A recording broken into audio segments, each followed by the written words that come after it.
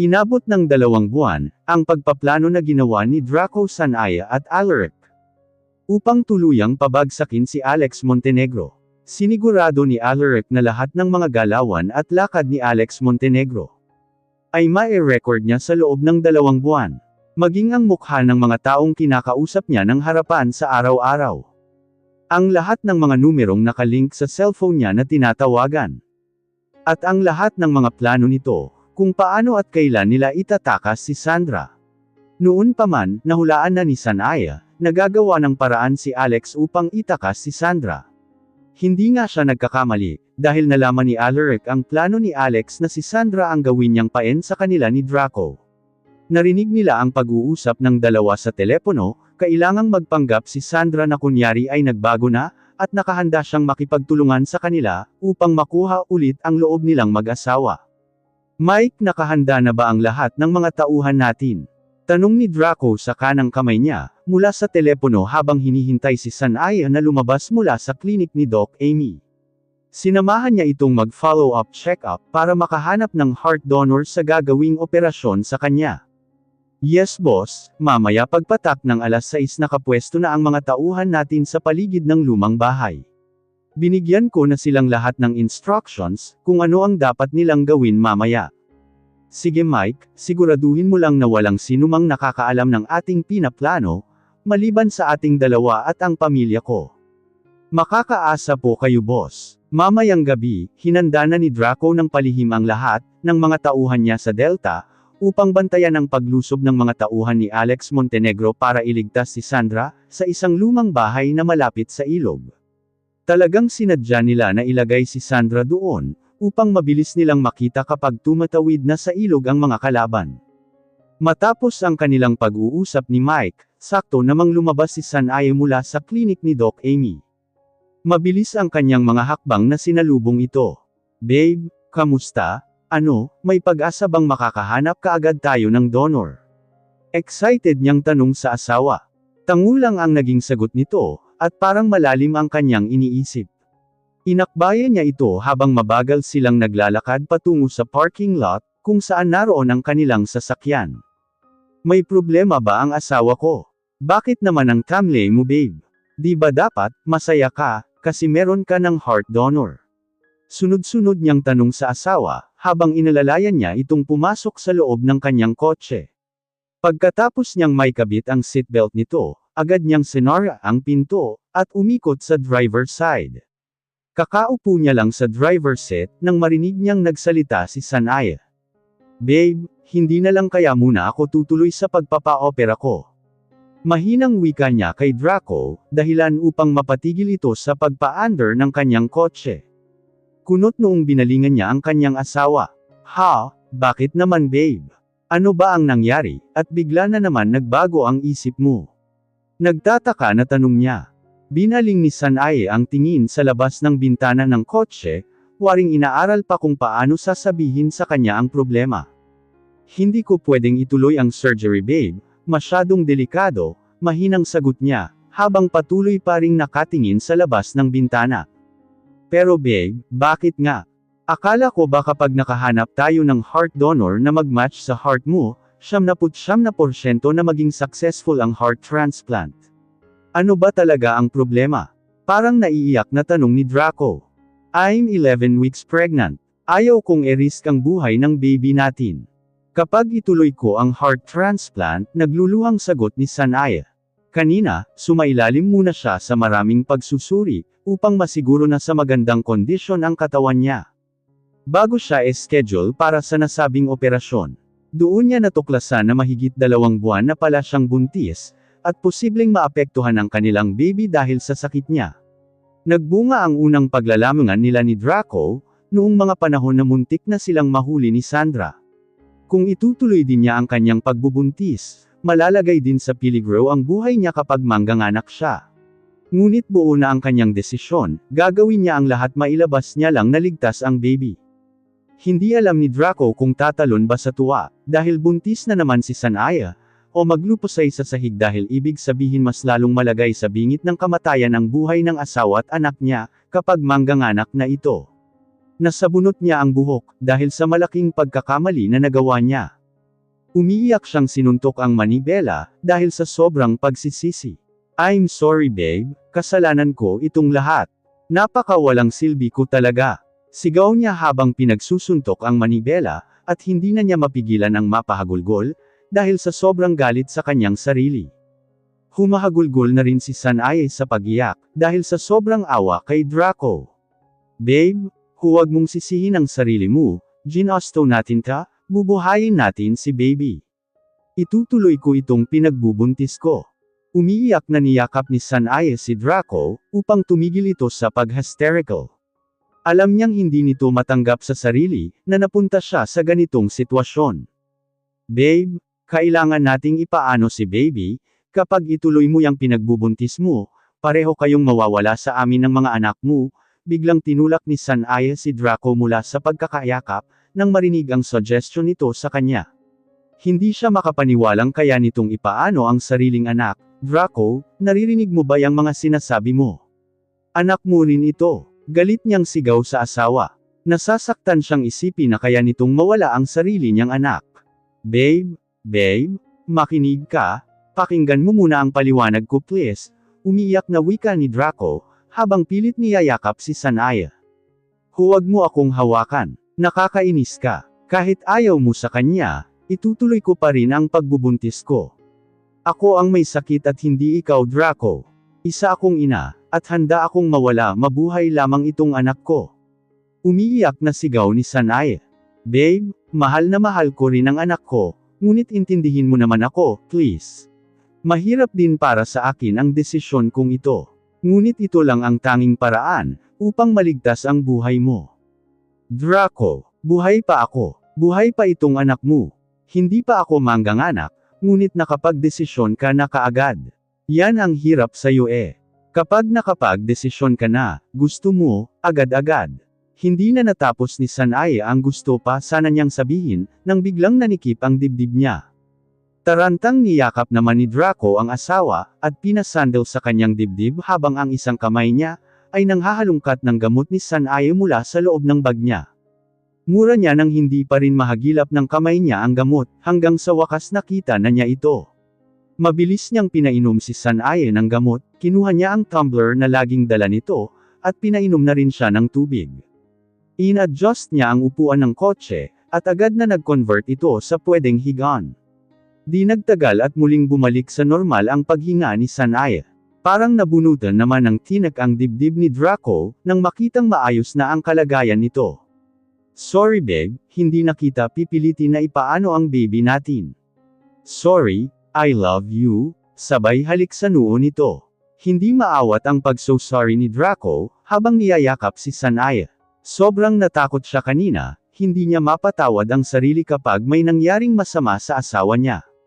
Sorry din babe, naiintindihan naman kita eh. Ayoko lang talaga ipaano itong baby natin, mas gugustuhin ko pang mawala, kaysa ang ipaano ang sarili kong anak. Umiiyak na sagot nito, habang gumaganti din ng yakap sa kanya. Okay babe, kung ano ang gusto mo, yun ang masusunod. Sobra lang talaga kitang mahal, kaya ko naisip yun, pero kung ayaw mo hindi na kita pipilitin, okay. Tahan na, makakasama sa baby natin yan. Sabay pahid ni Draco ng mga naglalandes na luha, mula sa pisngi ni Sanae. Matapos dalhin ni Draco ang asawa sa kanilang silid, upang makapagpahinga ng maayos, agad na siyang lumabas ng silid at hinahanap si Alaric. Naabutan niya ito sa loob ng sariling silid, na nakadapa sa kanyang kama, habang nakatitig sa sariling laptop. Tumangala siya sa kanyang ama, nang maramdaman na pumasok ito. Umupo si Draco sa gilid ng kama, katabi ng kanyang anak, nakita niya mula sa video si Alex Montenegro, nakausap ang isang matandang babae at batang lalaki, na kasing edad lang din siguro ni Alaric. Mama, kailangan kong iligtas si Sandra. Apo mo pa rin siya, at hindi pwedeng hahayaan ko na lang siya, sa mga kamay ng Draco na yan. Wika ni Alex sa matanda. Kahit kailan talaga, puro na lang sakit ng ulo ang dala ng babaeng yan. Kung hindi dahil sa anak siya ni Alex, hahayaan ko na lang yan mawala. Kalma lang mama, may plano na ako sa babaeng yan, mamayang gabi mismo, pagkatapos siyang maitakas ng mga tauhan ko, ikukulong ko din yan kasama ni Alex sa kanyang kulungan. Yan kasi lagi ang sinasabi ko sa'yo Marcus eh. Dapat noon pa, ginawa mo na yan. Hindi ka kasi nakikinig, lagi mong dahilan na pwede mo pa siyang magagamit sa mga plano natin. Oh, ano, may nangyari ba? Puro naman palpak ang mga pinapagawa mo sa kanya. Galit na wika ng matanda.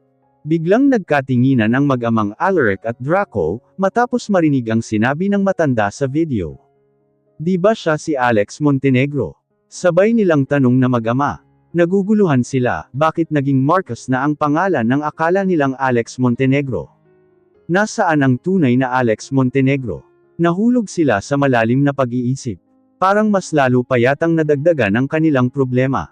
Anak, hindi mo ba mahagilap dyan sa TV footage nila, ang kinaroroonan ng tunay na Alex Montenegro? Biglang tanong ni Draco. Hindi dad 2 buwan ko nang inaaral ang lahat ng mga galaw, nang akala nating Alex Montenegro na yan, ngunit hindi mahadjap ng kanilang TV footage ang kinaroroonan ng isa pang Alex Montenegro. Maliban na lang sa palagi niyang pinupuntahan na parang kulungan. Kulungan. Hindi kaya, yun ang sinasabi niyang pagdadalhan nila kay Sandra, matapos nilang itakas mamaya. Tanong ni Draco. Alam ko na dad, may naisip ako na paraan, mag-iiba ang plano natin. Ha? Ano naman ang bagong plano natin? Lagyan mo ng maliit na spy camera ang katawan ni Sandra. Yung hindi mahahalata kaagad. Nang sa ganun, malalaman natin kung saang kulungan siya dadalhin ng Marcus na ito sa video. Sandaling nag-isip si Draco. May posibilidad na hindi talaga si Alex Montenegro ang kalaban namin ng mommy mo, kundi itong Marcus na ito. Kaya nga dad, para malaman natin kung ano ang totoo, sundin mo ang payo ko. Dapat hindi mahalata ni Sandra na nilagyan mo ng spy camera ang kasuotan niya. Napapangiti si Draco dahil sa ideya ni Alaric. Talagang napaka-talino mo anak. Hindi talaga ako nagkamali na iwan sa'yo ang lahat ng mga negosyo namin ng mommy mo. Balang araw, ikaw ang mamahala bilang bagong CEO ng Del Fuego Corporation, at SMPI. Kapag nangyari yun, huwag mong pabayaan ang mga kapatid mo ha. Dad, kahit hindi mo sabihin, hindi ko naman pinapabayaan ang mga kapatid ko eh. Mahal na mahal ko sila. Kung pwede lang hindi ako mag-asawa paglaki ko, para sa kanila, gagawin ko, parang matandaan na itong si Alaric kapag nagsalita. Bakit naman pati pag-aasawa mo, dinadamay mo para lang sa mga kapatid mo? Ang ibig kong sabihin, kahit gaano ka pa kabisi, lagi mo pa ring siguraduhin lahat ng mga kapatid mo na ligtas sa kapahamakan. Lalo na si Adira, walang ibang gustong gawin yan, kundi ang mag-model daw paglaki niya. Ikaw ang kuya, kaya dapat tinitingnan mo rin kung nasa tamang landas pa rin ang tinatahak ng mga kapatid mo. Pangako ko yan dad, hindi ko sila pababayaan, sagot naman nito na pakiramdam niya binata na siya. Anak, may isa pa akong request. Aalis ako mamayang gabi kasama ang mga elite, iiwan ko ang mommy mo sayo. Huwag mo siyang pabayaan. At huwag mong hayaan na ma-stress siya. May sakit siya sa puso, kaya hindi siya dapat mapagod. Sure dad, gagaling din si mommy, kapag naging successful ang heart transplant di ba? Biglang nalungkot ang mukha ng kanyang ama, dahil sa tanong niya.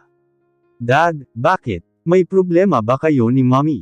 Buntis ang mommy mo anak. At ayaw na niyang ituloy ang heart transplant, dahil makakaapekto lang yun sa baby.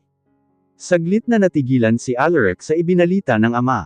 Buntis ulit si mommy. Kambal na naman ba? Hindi ko alam anak, bakit? Kasi laging kambal si mommy pag nabubuntis eh. Ang lupit nyo dad. Kaya ang bilis namin dumami eh. Pero pwede naman siguro si mommy, magpa-heart transplant na hindi naapektuhan si baby. Pwede nating isuggest sa doktor na ilipat muna sa ibang babae ang baby niya. Yung kaya nating bayaran ng malaking halaga, basta willing lang siyang magpalaki ng baby sa tiyan niya, hanggang sa manganak siya. Biglang lumiwanag ang mukha ni Draco, dahil sa naisip na ideya ni Alaric. Alam mo, talagang napaka-talino mo anak, bakit ba hindi namin naisip yun? Kasi naman dad, ang hirap sa inyo ni mommy. Kapag magkasama kayo, nahahalato kong naboboplax kayo pareho. Nawawala na kayo sa tamang pag-iisip, kapag kaharap nyo ang isa't isa. Sandaling nagseryoso ng mukha si Draco, nang marinig ang pangangaral ni Alaric. Sinasabi mo lang yan, kasi hindi ka pa nagmahal.